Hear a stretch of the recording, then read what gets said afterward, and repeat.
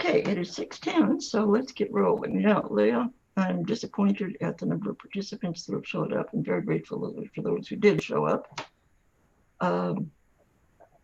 But as I mentioned to you on the phone, I get more feedback from the reports that I send out. My own personal blast list includes all of the neighborhood organizations in Second Precinct, and they presumably will get the information out to anybody who approaches them. And I actually get just as much feedback from posting on Nextdoor when people have further questions. So the point is not to have 75 people show up here, because frankly, it wouldn't work very well. Everyone wants to talk, and it's a limited amount of time. But the way we're doing it, the information gets out and the questions come back. So that's how I know it's working. The questions come back. So you want to take a shot? Take a swing? Well, sure. Thanks for inviting me. So I should introduce myself. My name is Leah Kaiser. I work for Hennepin County. I work in the Health and Human Service line of business. My background is I have a advanced degree in forensic psychology. I spent many years working on the East Coast, and when I moved to Minneapolis, I came into the county working in corrections, mostly with juveniles out at the county homeschool. And then about 6 years ago, I moved over to the Health and Human Service line of the county business. And in my current role, I oversee the mental health system and the system for people living with addiction, right? So the old language would have been like the chemical health system, right? So people that need Rule 25s, people that need to go to detox, you know, all that drug treatment, et cetera, et cetera. And so I oversee both what we call operated services, so teams that actually deliver different types of mental health and addiction supports. But a big part of our work is to oversee the larger network. I do want to say, before I get into talking about what I was invited here to talk about, which is kind of this intersection between mental health in particular, or behavioral health, which that term typically refers to mental health and addiction, and the intersection with criminal justice. I did just want to let you guys know. So I will have to jump off. Oh, hey, Numdi. I will have to jump off by 6:45. I have to get my kids to basketball practice. So just so you know. So I've got about 45 minutes to chat. Oh, you're on mute. That's part of my issue too. I just dropped one kid. Yeah, except you have to pull out by when? 6:45. Okay. Yeah, I have to get to Hopkins with one of them for a basketball practice. So okay. So if there Just aren't talk like fast, okay. I talk really fast. I can do that. So the background of what I'm going to share with you is that about 5 years ago, a lot of the partners in our public safety space, so police, sheriff, county attorney, our bench, they really started raising the roof around this issue of there's a ton of people that seem to be cycling through the courts and the jails, et cetera, that have mental illness. And despite us, throwing a bunch of programs and support at them, they're not getting any better. And they continue to sort of churn through our systems. So at the same time, on the Health and Human Service side, we also did like this deep dive into what was driving our costs. And we found exactly the same people. So there's this small cohort of individuals that have really, really complex needs that tend to be both mental health, and addiction. They tend to have a lot of involvement with the criminal justice system. They often have housing instability and or are homeless. And so the county board, along with our criminal justice coordinating committee, launched something called the Criminal Justice Behavioral Health Initiative. And they put me as the lead manager to oversee this strategy. The big strategy in Hennepin is really complicated, and it's about system reform.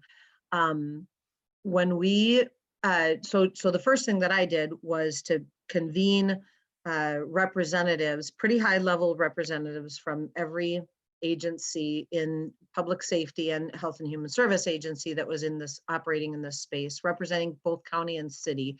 So like NUMDI, Susan Siegel was a big part of it, and then Mary Ellen Heng for sure. With MPD, we had Kathy Waite, so Deputy Chief Waite has been involved in this. And then we've had like the new 911 director, Kathy Hughes. We've had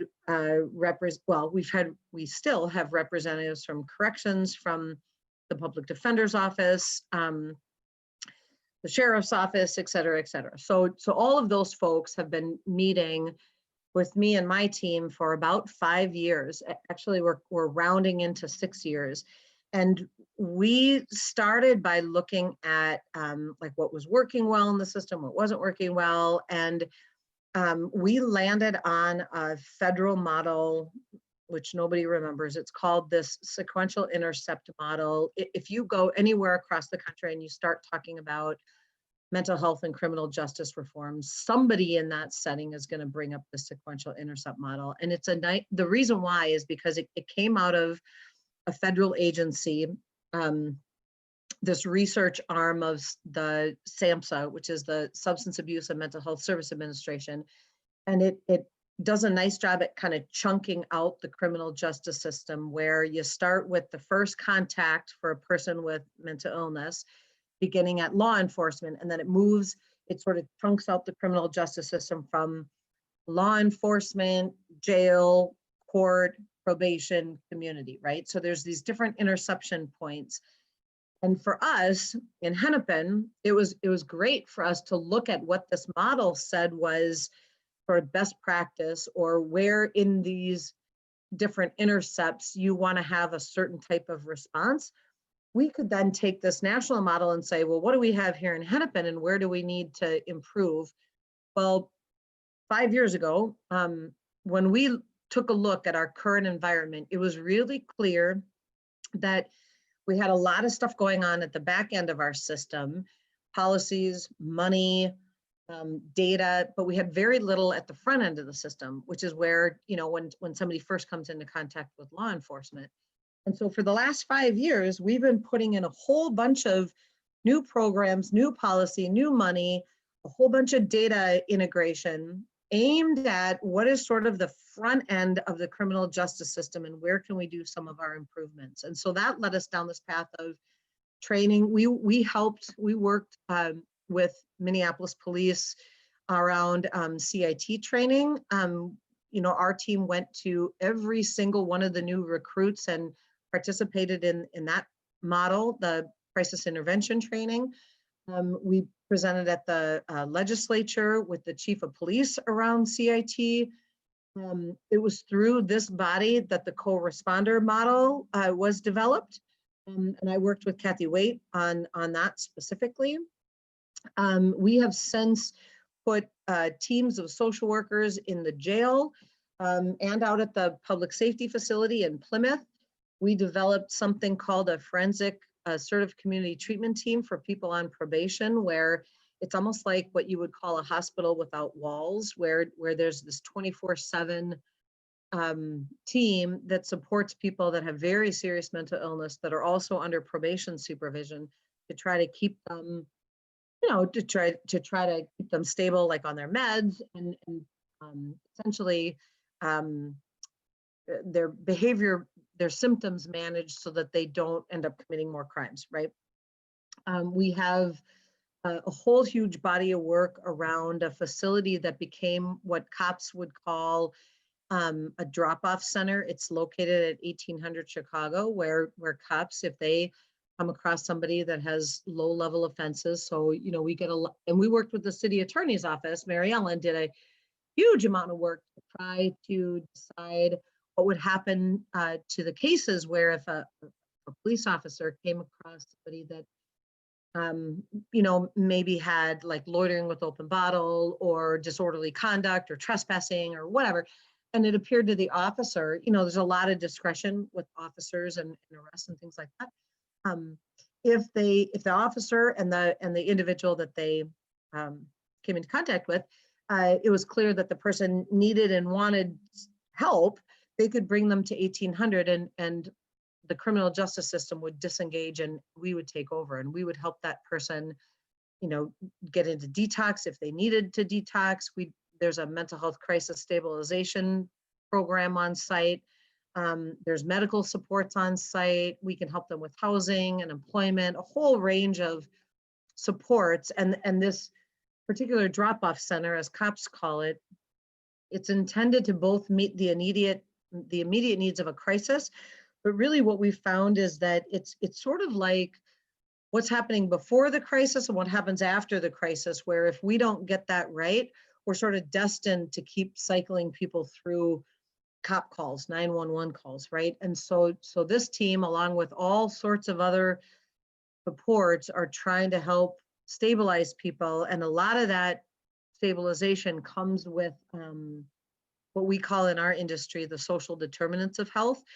You can put somebody in a psychiatric hospital for a number of days, get them on medications, really do a good job at stabilizing their psychiatric symptoms.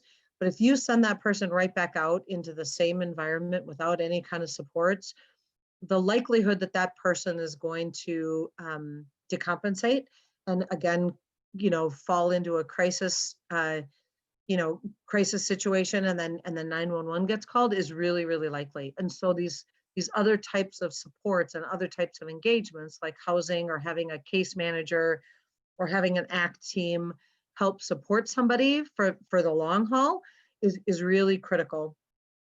So it's all this body of work that we've been trying to advance in Hennepin.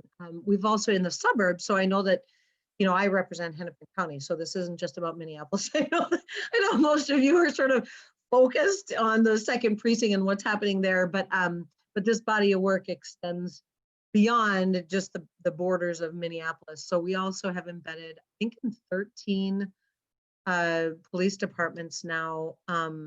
Oh, nice.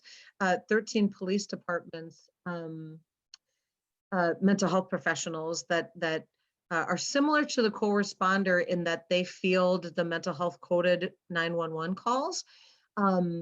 They do a lot more of the stabilization than I think co-responder was able to do. And they sometimes they go out with cops, most often they don't.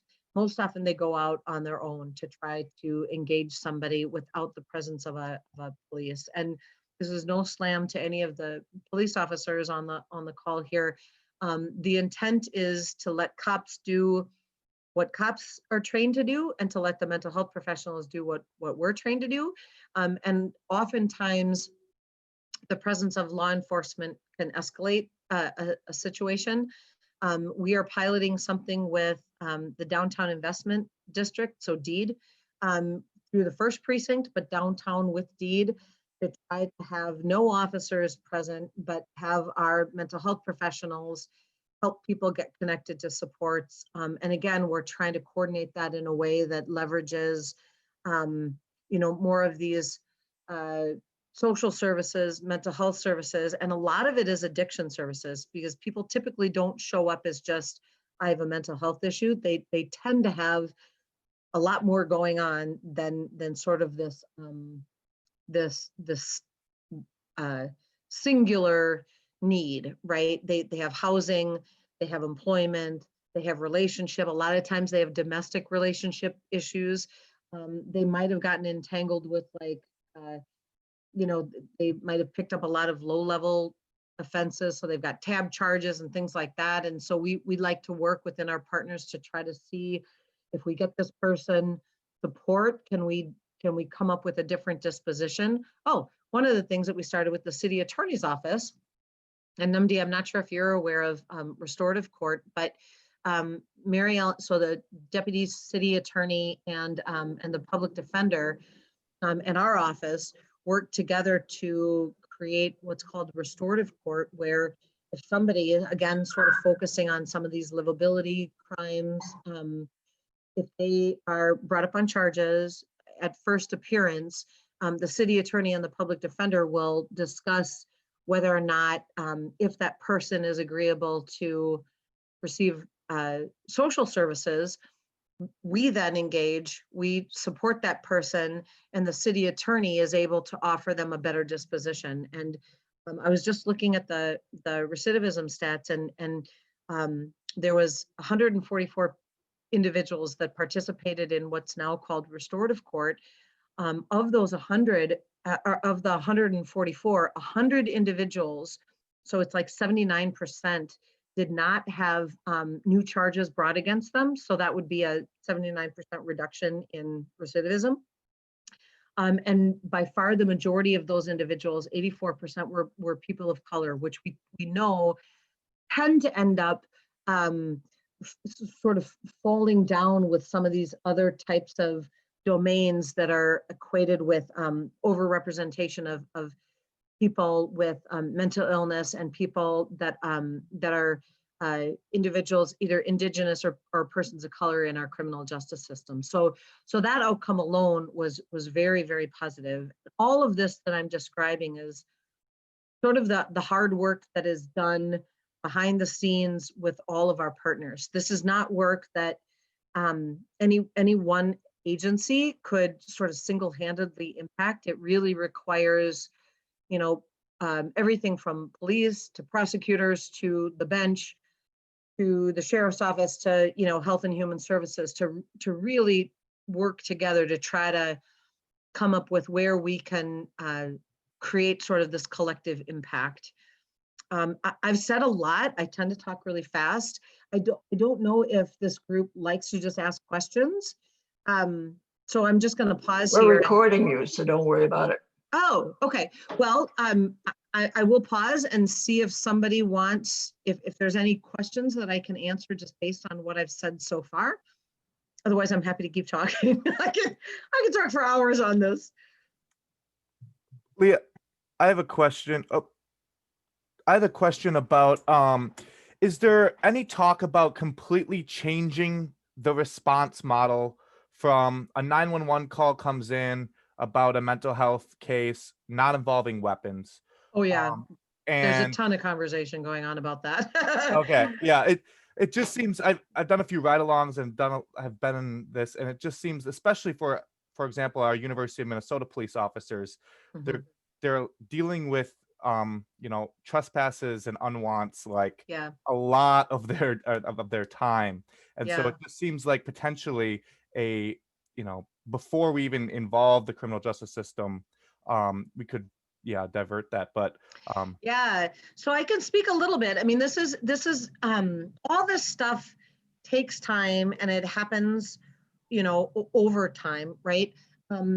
There is a lot of conversation happening, of course, within Minneapolis proper about how to redesign these responses. I represent the county, and one of the things that the county just did was to pass a resolution that says that that we in the county are having this task force that is going to study and implement system improvements. And what is working from that resolution is about a year ago. This also happened under this big umbrella that I've been describing under the sequential intercept model. We launched a pilot project with the Sheriff's Office 911 dispatch. So you know, Cody, that there's a number of different PSAPs in Hennepin, right? The county doesn't control all those PSAPs. I think there's 8 of them within Hennepin, but we do control the Sheriff's Office. That said, the Sheriff's Office Dispatch Center dispatches for a whole bunch of different cities. So even within that, nobody operates in a vacuum, right?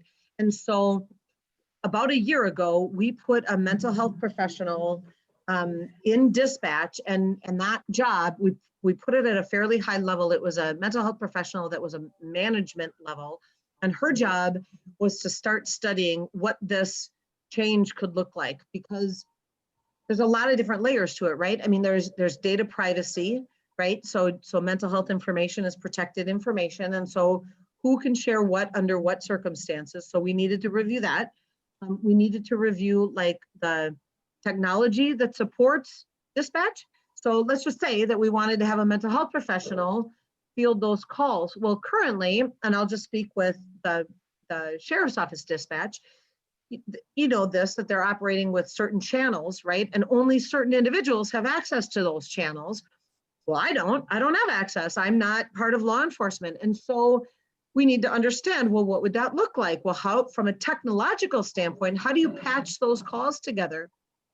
There's a lot of work that needs to be done around the conditioning of our communities. Every single mental health entity. So if I'm a mental health practitioner, if I, have my own practice and I have a voicemail, I will say, hi, this is Leah Kaiser. Please leave a message. If this is a mental health, if this is an emergency, call 911, right? We have conditioned since, I have 4 kids and the littlest one is 8. She knows darn well that if something goes on, she's got to call 911. So on the community standpoint, and obviously I represent a certain sector of our communities, there are multiple cultural understandings of when to call 911 and when to not call 911. But for the most part, that has become our default, right? And so if we want to change the system, we also have to understand how does the community respond to that system. So that was part of the project too. So do we just tell people, we'll call a crisis line? Well, we have a crisis line in Hennepin. Some people call, a lot of people don't call. Most people continue to call 911. So we're still trying to say, all right, what is we want to change the system. I think there's a lot of agreement around police officers are trained for a specific purpose. That is a very valuable purpose in our communities. It's nice to hear. Yeah, we know though that they've sort of become the default for everything under the sun, and officers know this. They respond to all sorts of things, everything from my kid won't go to school, cop, can you do something, to my neighbor is playing too loud of music, tell him to turn it down, to to very serious things, right? And so within this study that we conducted with the sheriff's office, our ultimate goal is to get people the right help at the right time that they need, right? Obviously, I would like it if we could avoid mental health crises altogether. And so in my shop and in others, we have a lot of work to do around that to build out the community mental health system. While we're doing that, though, we know that there's a lot of people that are going to continue to call 911. So how do we start to turn that needle, right, with the ultimate goal towards how can we get people the mental health help that they need to prevent the crisis? However, if somebody, has a weapon, if they have a gun or, even a knife, or if somebody jumps off the bridge in a suicide attempt, right? How do we get EMS there to get them to the hospital as quickly as possible? So I bring up all of these different scenarios, not to throw dust in the wind to confuse everybody, but it's really complicated and we cannot have a one size fits all approach. And it is really reckless if we say, nope, we're never going to have a cop go out to a call. We cannot do that because somebody's going to get hurt and killed. We also know that if we introduce a law enforcement, an officer with a gun to every scenario, that also increases the likelihood that somebody's going to get hurt. So how do we start to adjust the system in a way that again, the ultimate goal is to get people the right help to meet their mental health needs? And presumably, we want to stabilize people so that they don't continue to call 911 over and over and over when there's probably better ways to have their needs met. Did that kind of answer it? Yes, thank you. That was very helpful. this is work that has started, and it is certainly not done. We're obviously we're ramping up a lot of the activities because, you know, it's so pressing right now. But we also need to accelerate our efforts, but at the same time, we have to be very careful about undoing something that our communities rely on so heavily. But can we make some significant changes as quickly as possible so that we can demonstrate and really, you know, leverage the momentum that is at hand right now? Okay, I do have a question, actually. And my question is that a year ago, I told you Kathy Parendy came and presented to TUPAC about the co-responder team that we had here. Yeah. And I asked about her a few months ago, and Nick said, oh, they pulled them all back.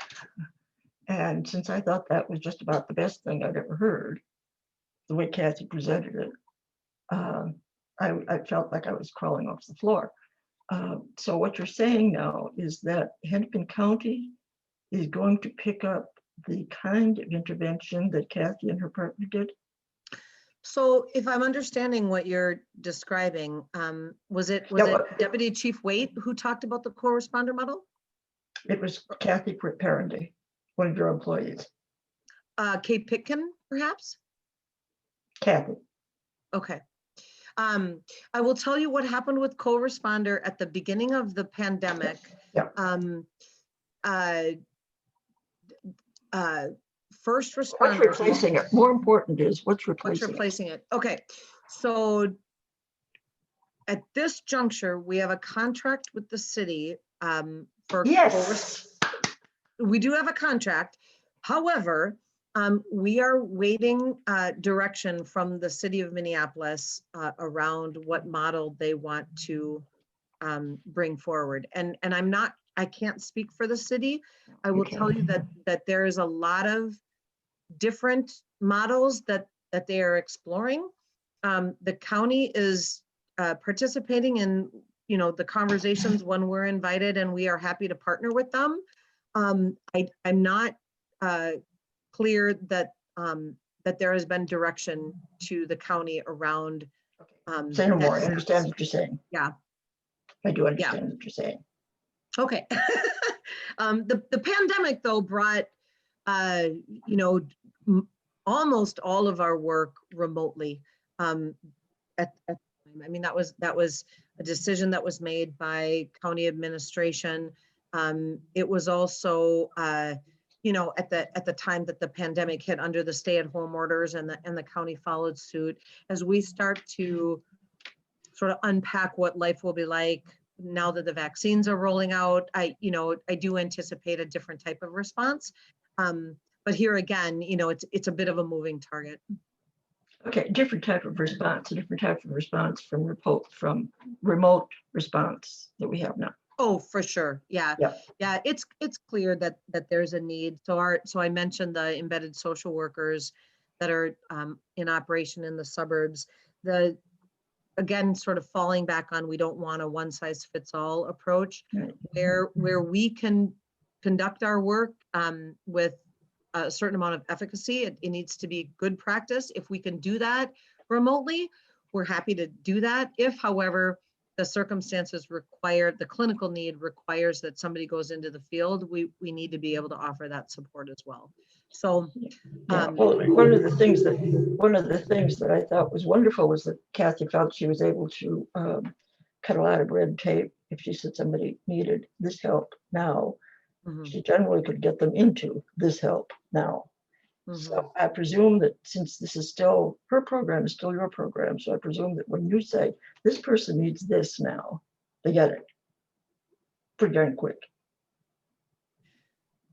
I'm not 100% sure which response you're talking about. Okay.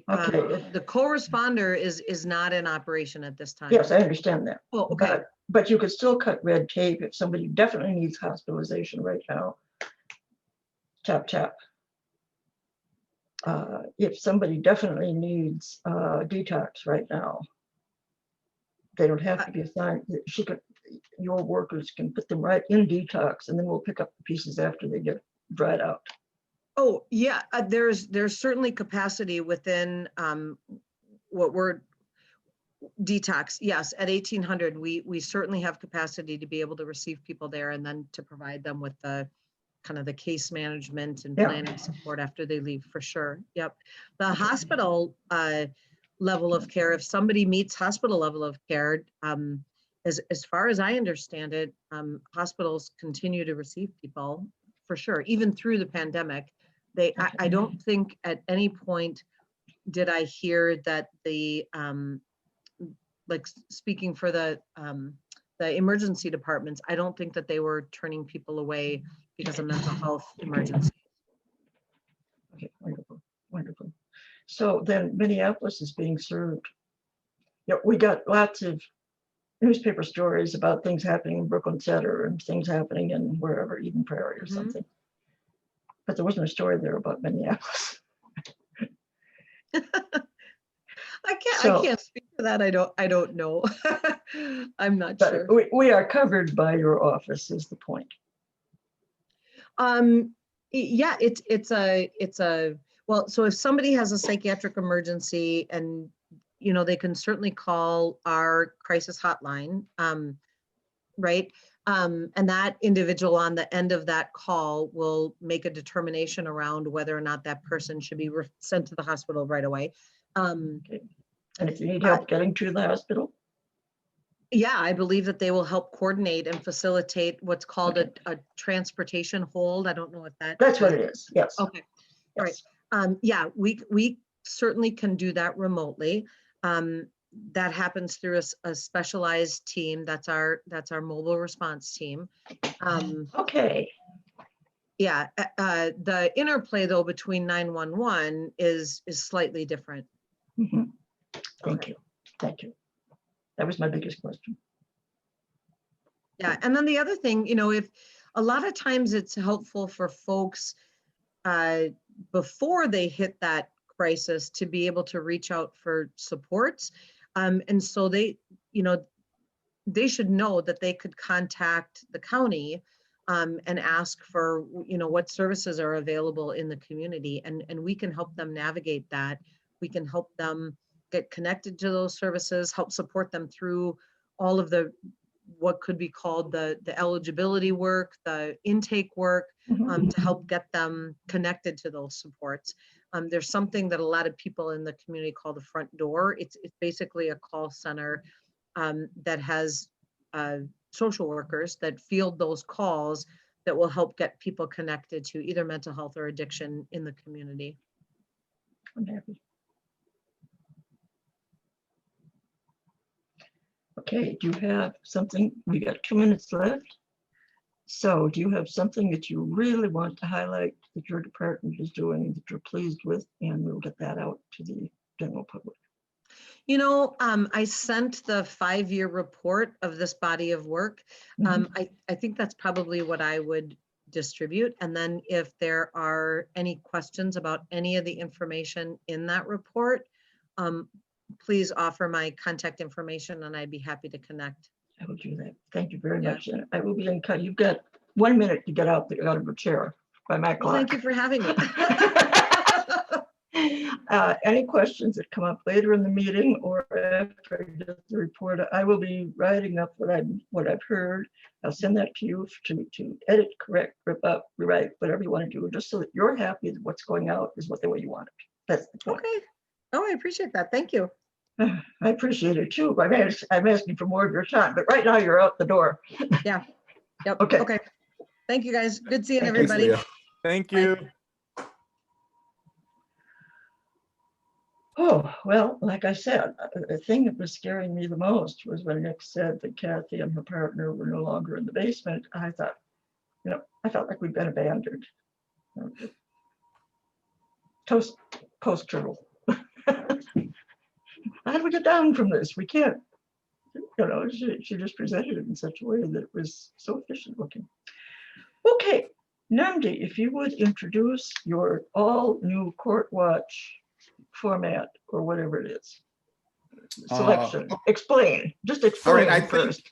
we've had this discussion, and Holly has been kind of instrumental in getting us to sit down. We're going to actually talk about this tomorrow with the county, ourselves, and probation. But just the truth of the matter is that we don't, our office does not support the chronic offenders list anymore. So my marching orders have been to assist precincts with neighborhood people that they know of, but we don't keep a standardized list in our office anymore and do that kind of enforcement, unfortunately. And, but I mean, just from where I sit, I can tell you, I know who some of the problem children are, and that's what we're trying to work towards. But I don't think we're going to be able to do a big list like we've had in the past. That's fine, but whatever, that model does not work with the way the courts are jammed up right now. It doesn't. And quite honestly, it's hard to get a handle on some of our more troublesome. Yes, we all know Joshua. The three that I've included in our court watch today are, I know they're out doing stuff. And Leah talked a little about restorative court. And We've talked a little about it, but first of all, Samuel Hasse is now in vet's court. He's in vet's court, and it's more intensive supervision, and I think that helps to drive a lot of the accountability that we're looking for. And there's services provided because of his service, service to the country.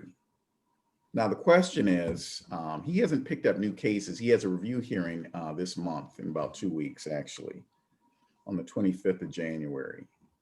But I think part of the thing is when they get into these kind of these specialized courts or specialty courts, our hope is to reduce recidivism, as Leah alluded to, primarily because they're working. The probation officer can work more hands-on with that person and, make sure that they're compliant with what they're doing. And I think we may be seeing that with him. Mr. Breen was initially on this list for a while, but he is in restorative court, and he seems to not be picking up cases anymore either.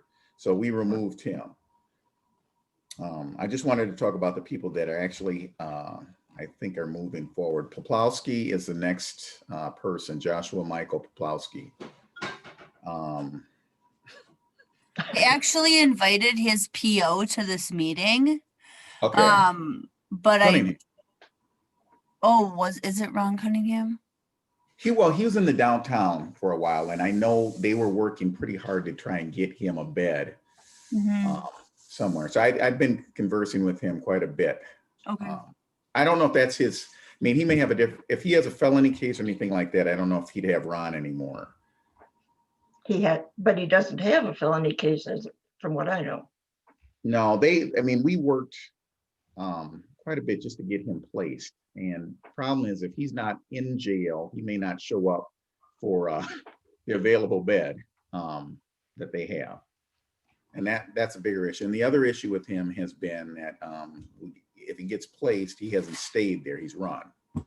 Or they've kicked him out because of behavioral conditions or because of his behavior. And that's a problem too.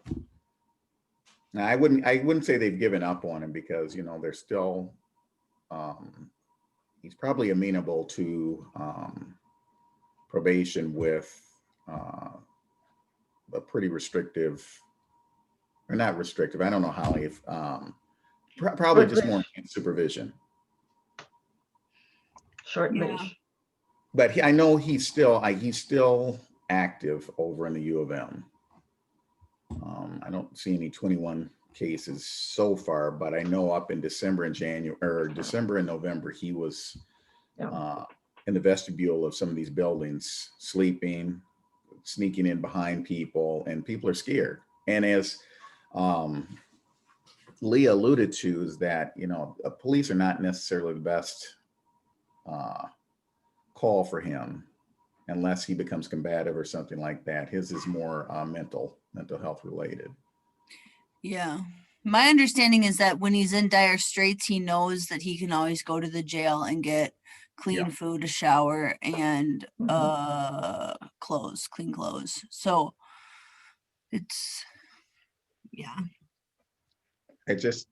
I mean, he's one that I think we should leave on here because he is what I'd consider a gap case in that he's not mentally ill enough to be under civil commitment or anything like that. But at the same time, he continues to pick up cases similar to Kelly DeRoe was the other pretty chronic offender near the U.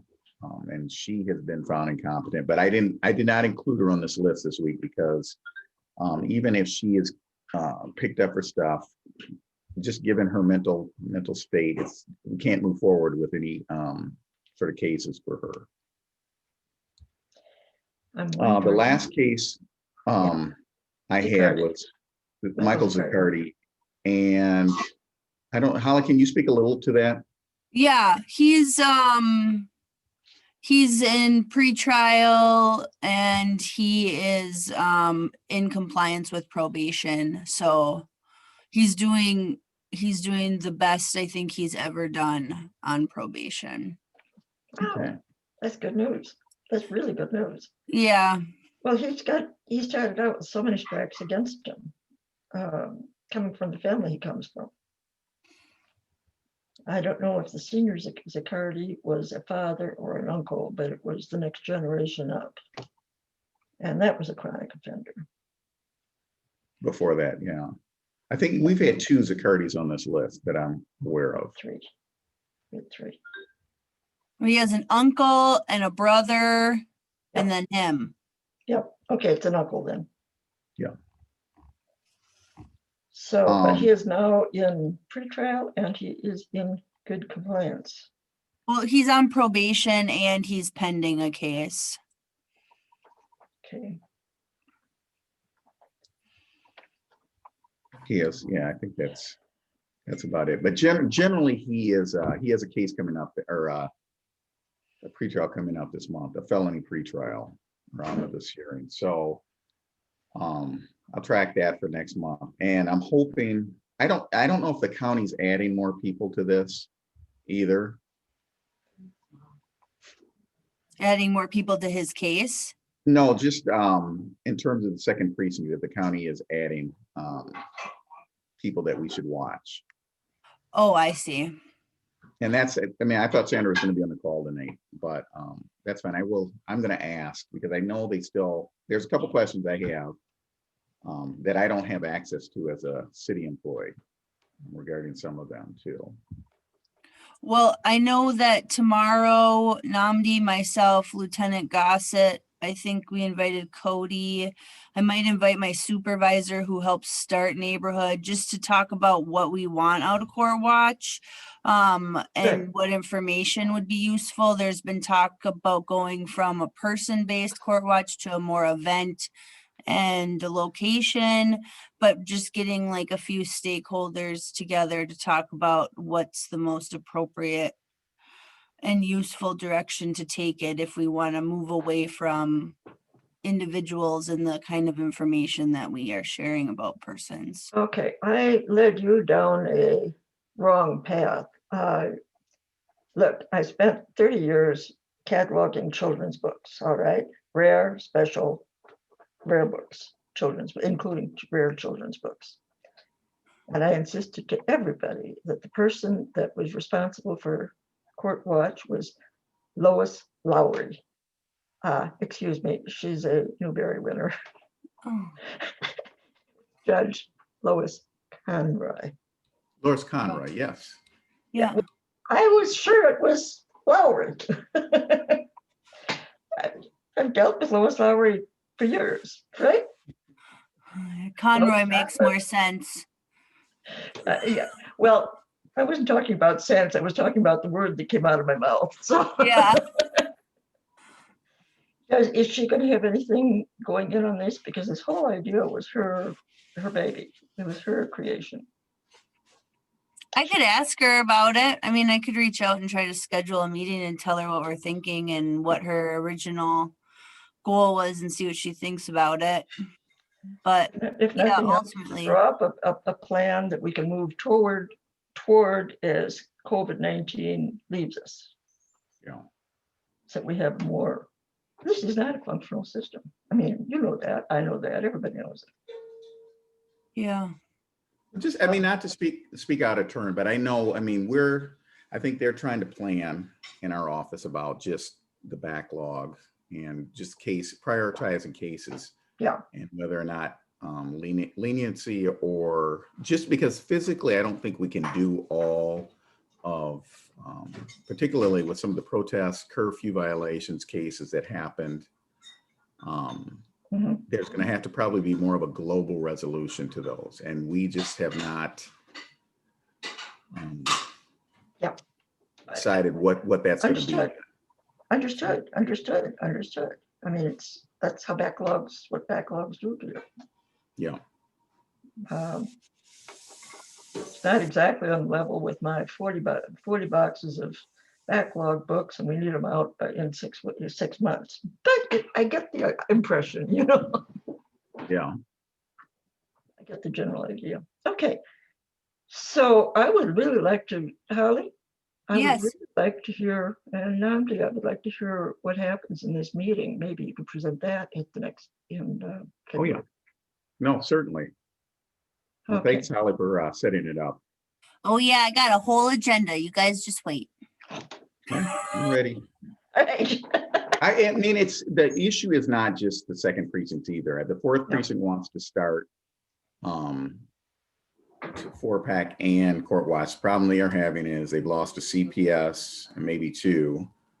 And the CPS that is being asked to start or kind of restart this one has probably one of the busiest police sectors in the city, with gunshots, just a lot of issues. Well, I mentioned we had a all court watch, all 5 precincts, representatives from all 5 precincts meet once. And Nick and I and a few other people from the second were bellyaching about all those traffic tickets and speeders and graffiti. And the woman from the 4th precinct came in, took her turn and said, I come from a place where people shoot at children and kill them. Roberta England, I'm guessing. She was, I don't know the name, but this was a formidable woman. This woman was in charge of herself. Yeah. Yeah, it's probably Very Roberta. forceful. I think Very it's right. Falwell. Isn't she in Falwell? She was in Falwell, but that group has kind of splintered. Oh, okay. She's not the executive director anymore, but she was the formidable. If that's who I'm thinking is, it probably was her. No, this woman could command the stage. Let me tell you. Yeah. She, I'm still talking about her 10 years out. So yeah, she was good. Is good. I'm glad she's still around. It made our graffiti look sort of lame, right? Yeah. Yeah. I mean, each precinct has, kind of focal points, for example. I mean, I kind of know I feel like I know where the hot spots are. I mean, Marcy Holmes tends to be one of the neighborhoods. Mhm. And I know Nick could probably speak to that, or I see Rashid's on here too. Mhm. They just require a bit more attention. And then there's a handful in the 4th precinct that seem to require a bit more of my attention too. But, I try to pay attention to everything. So Make sure it's we're trying to figure out, what we're going to be like when all this stuff is over. I wish somebody would make it easier to get a civil commitment, even for the shortest of time. Tell me about it. Not going to happen. I know it's not going to happen, but it would ensure that people were in a safe place while they dried out and regain some level of stability. Yeah. It looks like Sandra's out till the 19th, so I'm inviting her paralegal, Christopher. Yeah. Okay. I will tell you, when we first set up this court watch, it was far different than any other precinct because we don't have violent crime. I mean, all the other precincts, that was their main their main stuff. So we really focused on livability crimes, But we had urination in graffiti. public, the trespassing, loitering, that type of stuff was the primary focus of it. And then anytime that we had a serious crime that was a good candidate, we would just throw them on,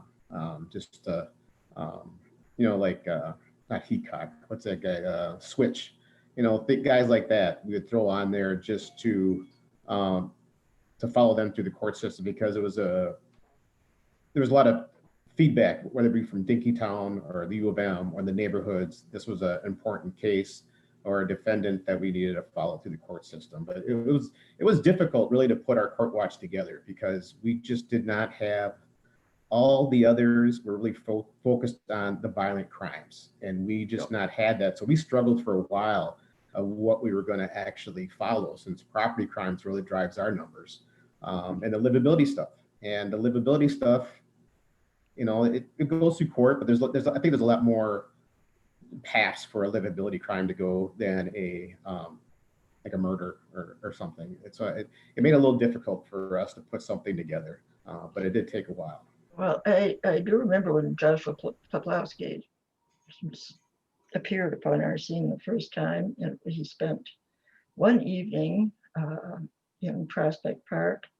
He was down on the riverside of the hill, and he held up somebody, implying that he had a weapon in his pocket.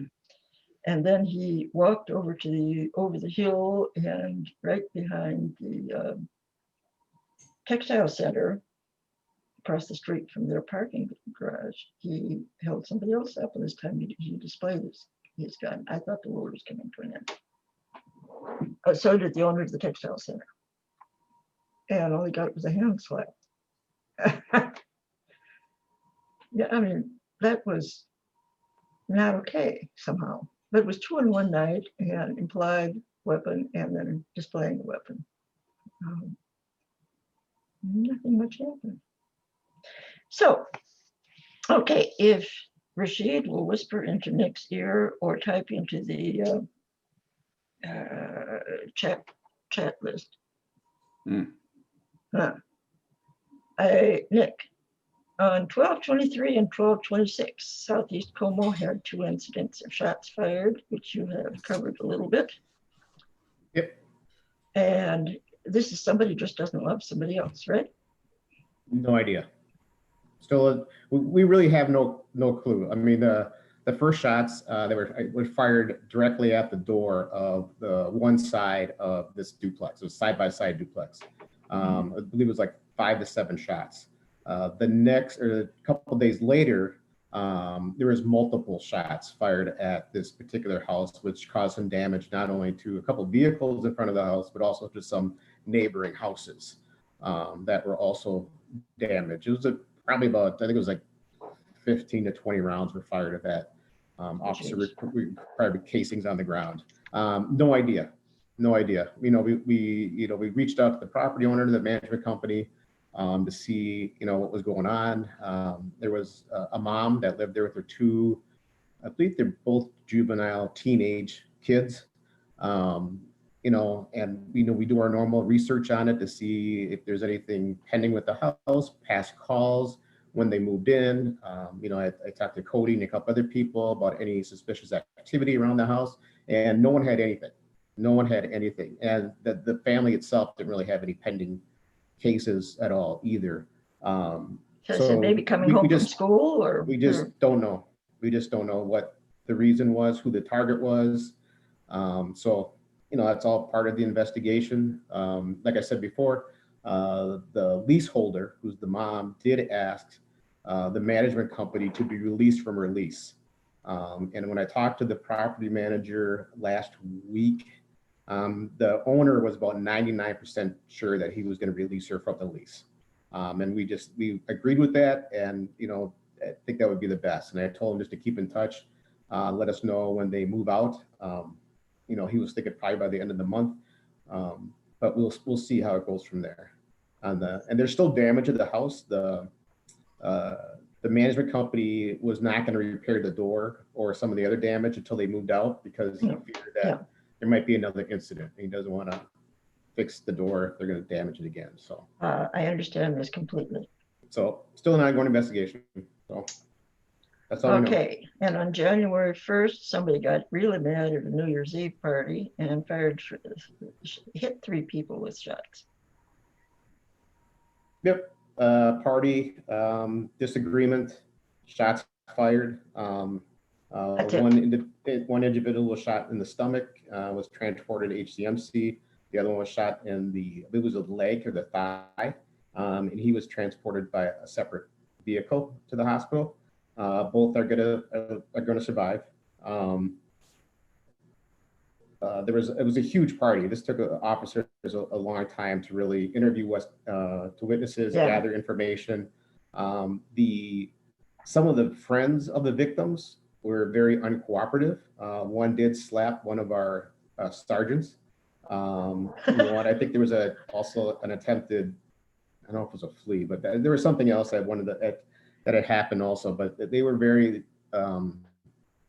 I think it was the girlfriend was in the back of the car and started spitting and kicking at the window. So everybody was really uncooperative. Even the victims, when we interviewed the victims at the hospital, they were really uncooperative.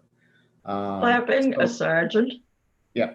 And so so we closed that one out, and that's still an investigation. Again, multiple shots at that one.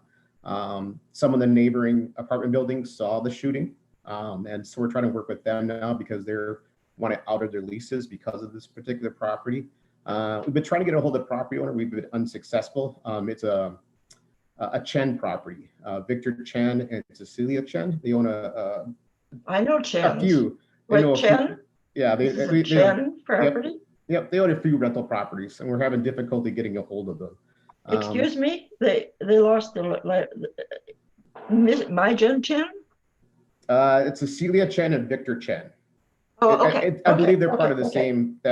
same family. My Jen Chen is not allowed to own rental property anymore because Marcy Southeast Como stayed on her case. Yep. With some help from our CPSs. Mm-hmm. Yep. And then a couple of days later, there was another party, another large gathering. Officers had to go ahead and cut that down because we had a 911 noise complaint. And then I think even a couple of days later, there was another party at that particular house. So we're really trying to get a hold of the property owner and try to figure out what's going on, who's in the house. I don't believe there probably was some U of M students there, but I don't think the people on the lease were U of M students. And that's still an active investigation also. Well, look, I live on a block that has there are 2 owner-occupied houses on this block. Everybody else is students. And frankly, my neighbors don't have time to have parties. They do occasionally have a fire in the backyard, which I ignore as long as they've got the hose running. But they're working at school, they're working at jobs when they're here. Of course, this year that wasn't even happening. But if the students, they're just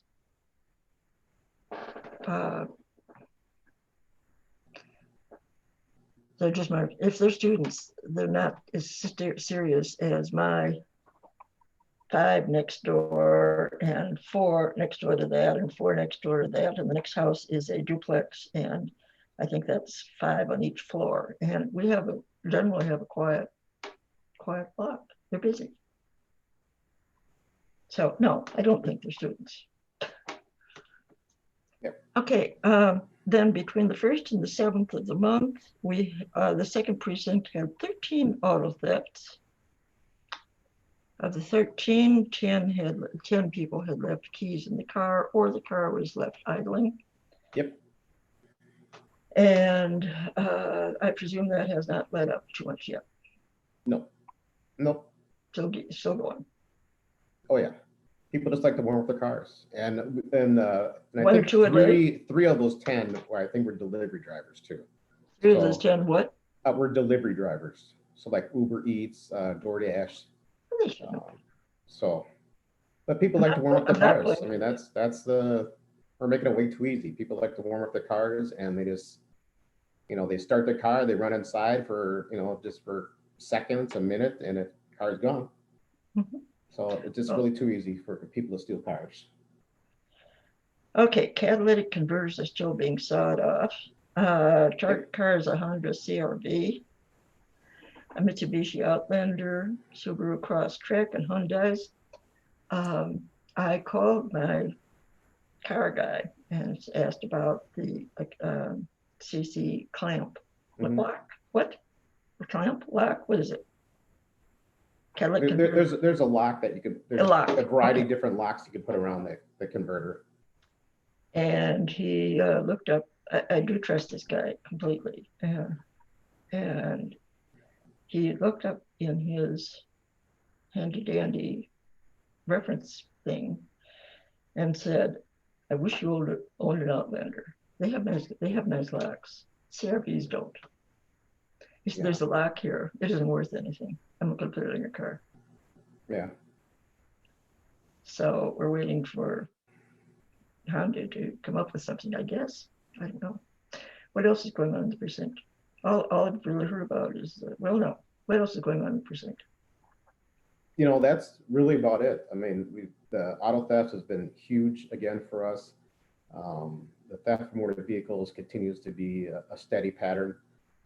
They're not stealing a whole lot of the cars now. A lot of cars being rummaged through. So I guess it's good that that people are taking valuables out of the car. They're just leaving the doors unlocked and people rummage through them. So it's more of a rummage through vehicle, not a theft from motor vehicle. So which is good. Mhm. We had a couple robberies that were, they're active investigation following up on. Robberies where? I think they were up in Rashid's area. I think was it Lowry and Marshall? I don't think he has a mic. He's on the text. I think it was Lowry and Marshall or something in that area. But that's pretty much about it. 2 or 3 robberies. I believe there was one up in that area, and I'm trying to think of the other one. I have to look at that one up. Okay, well, if that's it, then that is it. And please come back, ask me more about what you want Leah Kaiser to talk about. If any questions come up, give them to me and I will forward them to her for an answer.